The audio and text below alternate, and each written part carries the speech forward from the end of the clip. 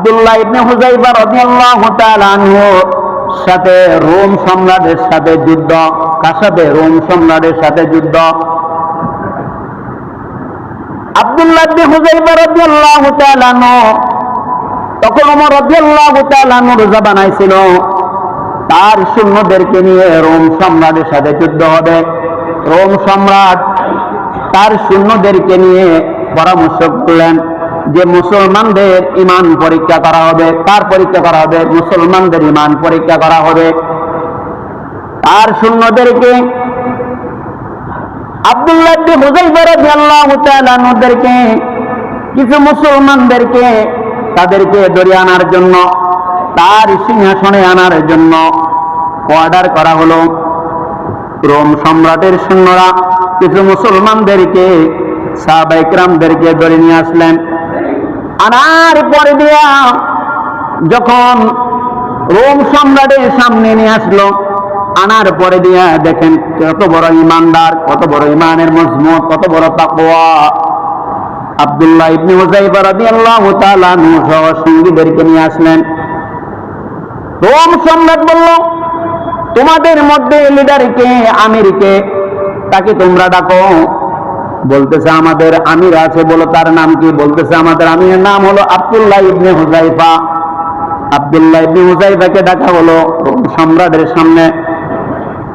আব্দুল্লাহ ইবনে হুযাইফা রাদিয়াল্লাহু তাআলা আনহু যখন রোম সম্রাটের যখন সামনে আসলেন, রোম সম্রাটের চেহারা দেখে, আব্দুল্লাহ ইবনে হুযাইফা রাদিয়াল্লাহু তাআলা আনহুর চেহারা দেখে রোম সম্রাট মুগ্ধ হয়ে গেলেন। সুবহানাল্লাহ, মুগ্ধ হয়ে গেলেন।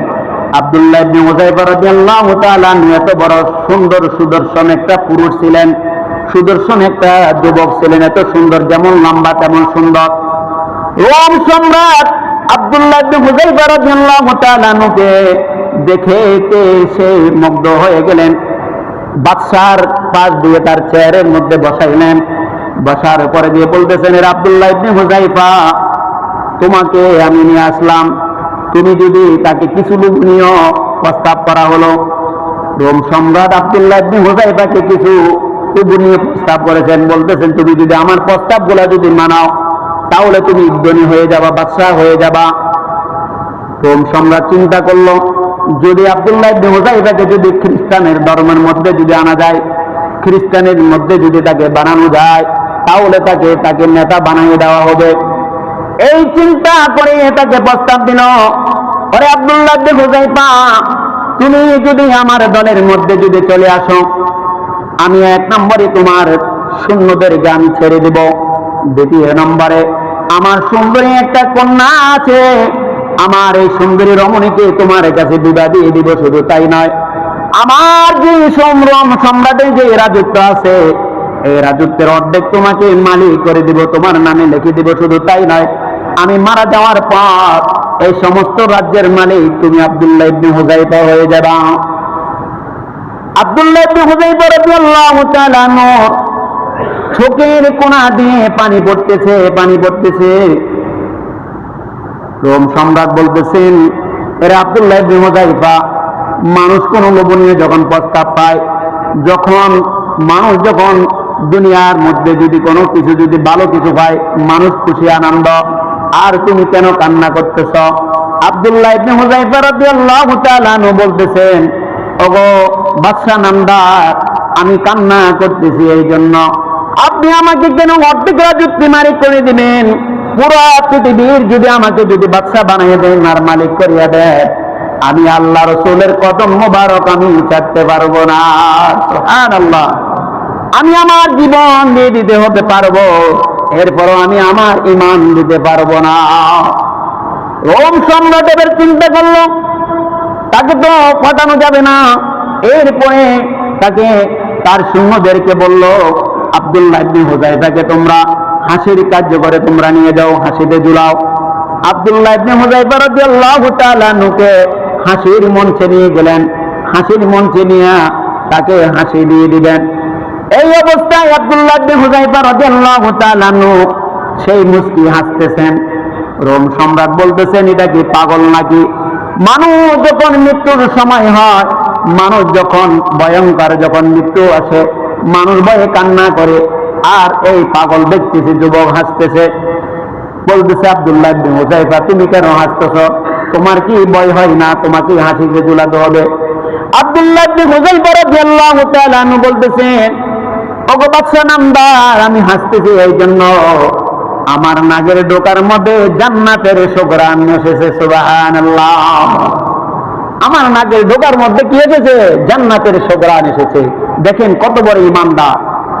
এরপরে রোম সম্রাট তার সৈন্যদেরকে বলল, তাকে তো এই জায়গায় হবে না, তাকে নিয়ে যাও। একটা সুন্দরী রমণীকে দিয়ে একটা রুমের মধ্যে, কক্ষের মধ্যে তালা বন্দী করে দেওয়া হলো। এই 7 দিন ধরে আব্দুল্লাহ ইবনে হুযায়ফাকে সহ সুন্দরী রমণীকে রুমে ঢুকাই দেওয়া হলো। যে আব্দুল্লাহ ইবনে হুযায়ফা এই সুন্দরী রমণীর প্রেমে পড়ে সে গুনার কাজ করবে, পাপের কাজ করবে, তাহলে তার ঈমান নষ্ট হয়ে যাবে। তার সৈন্যরা সহ আব্দুল্লাহ ইবনে হুযায়ফা রাদিয়াল্লাহু তাআলা ক্ষুধার্ত অবস্থায় জীর্ণ শূন্য হয়ে গেলেন। তাকে ধরে নিয়ে গেলেন, একটা রুমের মধ্যে তালা বন্দী করে তাকে দেওয়া হলো। দেওয়ার পরে যখন 3 দিন 4 দিন 5 দিন হয়ে গেল, তালাটা খুলে আসলো। ওই রমণী সুন্দরীকে জিজ্ঞাসা করলো, কি খবর, কি খবর? ওই রমণী সুন্দরী বলতেছেন, ওগো বাদশা নামদার, আপনি কার কাছে আমাকে সবর্তর করলেন? তাকে আমার কাছে পাঠাইলেন। উনি কি মানুষ নাকি পাথর নাকি গাছ, কিছুই তো বুঝতে পারি না। রোম সম্রাট বলল, তাই তো হবে না। এবার কি করলেন?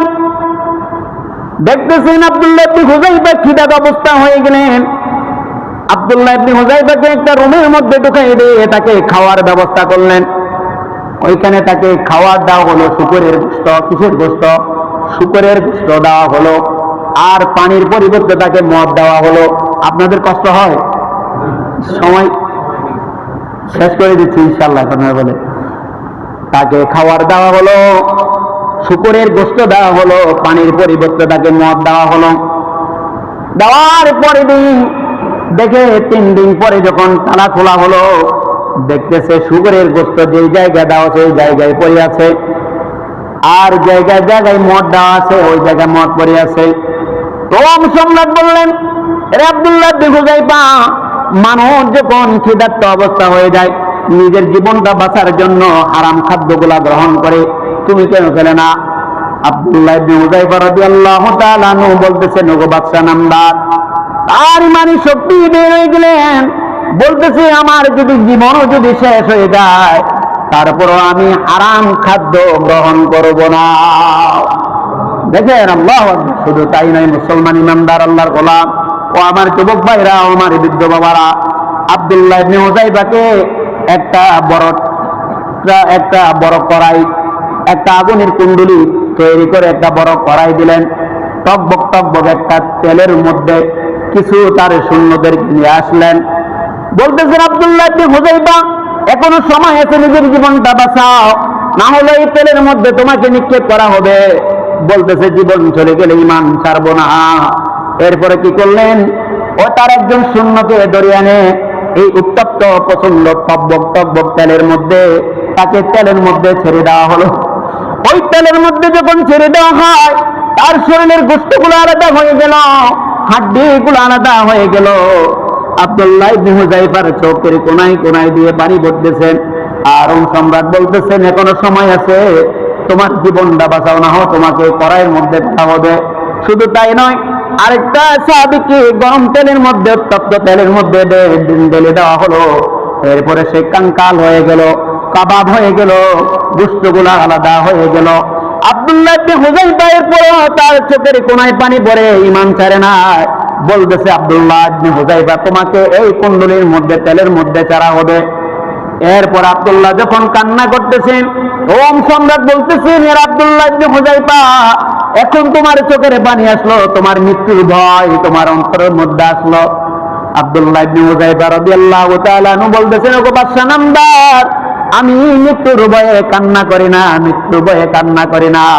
আমি কান্না করতেছি এই জন্য, আমি আব্দুল্লাহ ইবনে হুযায়ফা রাদিয়াল্লাহু তাআলা আনহু একজন আমার শরীরের মধ্যে যেটুকুলা লোম আছে, এটুকুলা যদি আমাকে যদি জীবন দিত, আমি আব্দুল্লাহ ইবনে হুযায়ফা রাদিয়াল্লাহু তাআলা আনহু আমার জীবন এই তেলের মধ্যে আমি দিয়ে দিতাম। সুবহানাল্লাহ। একটা ইবনে হুযায়ফা, এরকম হাজার হুযায়ফা যদি আমি হতাম, আমার জীবন দিত, আমি আমার জীবন দিয়ে দিতাম, তবে ঈমান ছাড়তাম না। ভাই, এই জন্য ঈমান বড় সম্পদ।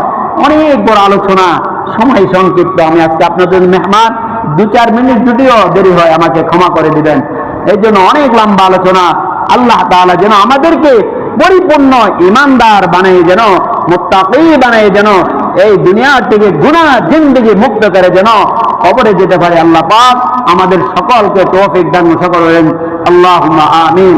যা বললাম আর শুনলাম, আল্লাহ তাআলা আমাদেরকে হেদায়েতের জরিয়া বানায় দিক। বলেন আল্লাহুম্মা আমিন। আসসালামু আলাইকুম ওয়া রাহমাতুল্লাহি ওয়া বারাকাতুহু। যারা সুন্নাত পড়ে নেয়, সাদাকা সুন্নাত পড়ে নেয়।